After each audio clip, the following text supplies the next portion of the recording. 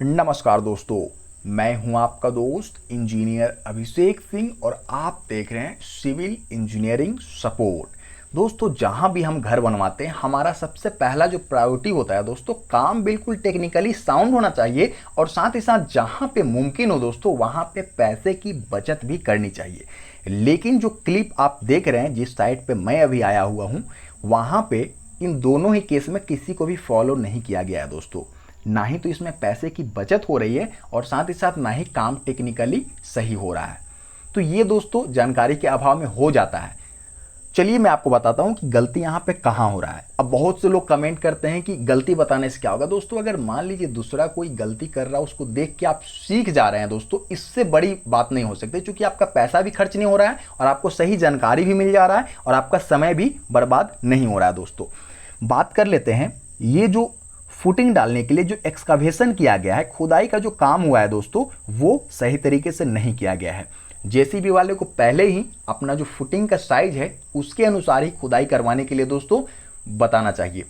दूसरी बात है दोस्तों, ये जो 1.5 से 2 फीट का आप जगह देख रहे हैं, जहां पे ना तो ईंटे की सोलिंग की गई है और ना ही दोस्तों पीसीसी का बेड डाला गया है, ये बिल्कुल ही गलत चीज है दोस्तों।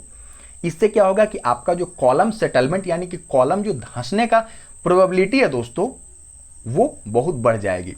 दोस्तों, हम मान लीजिए कि जो कॉम्पैक्ट जमीन है उसको खोदते हैं, उतना ही खोदना चाहिए दोस्तों जितना जरूरत है। अगर ज़्यादा बड़ा गड्ढा कर देंगे, वहां पे आप अगर कॉलम कास्टिंग कर देंगे दोस्तों, तो वहां पे कॉलम, जिस तरह से मैंने बताया कि सेटलमेंट का खतरा बहुत ज़्यादा बढ़ जाता है, क्योंकि मिट्टी का एक अपना नेचुरल वे होता है दोस्तों, वो दिन ब दिन दोस्तों अपना ठोस रूप धारण करने के लिए वो कॉम्पैक्ट होता जाता है और उस चक्कर में क्या होता है दोस्तों कि ऊपर से वो मिट्टी को खींचता जाता है, धंसता जाता है मिट्टी। अब क्या कर सकते हैं कि आप जल्दीबाजी में अगर घर भी इसके ऊपर बना देते हैं तो आपको दोस्तों फर्श में दरार वगैरह जो आता है वो इस कारण भी हो सकता है। दूसरा चीज है दोस्तों, आपका जो घर है, अगर मान लीजिए सब फुटिंग आपका इसी तरह होगा तो आपका दोस्तों घर भी कोलैप्स कर सकता है। इस चीज से मनाही नहीं हो सकता है दोस्तों।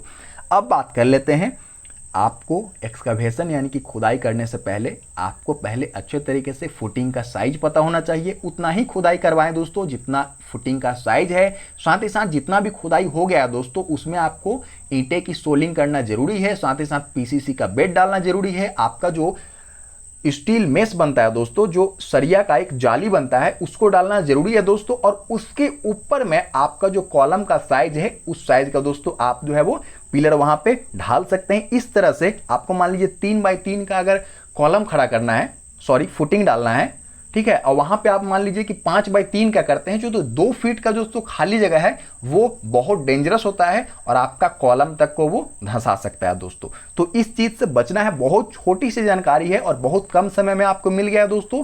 अब मुझे उम्मीद है आप ज्यादा से ज्यादा इसका फायदा लेंगे और साथ ही साथ जब भी आपका घर बने या फिर घर बनवा रहे हैं, इन सब चीज को दोस्तों देखना बहुत ज्यादा जरूरी हो जाता है। फिर मिलते हैं, धन्यवाद दोस्तों।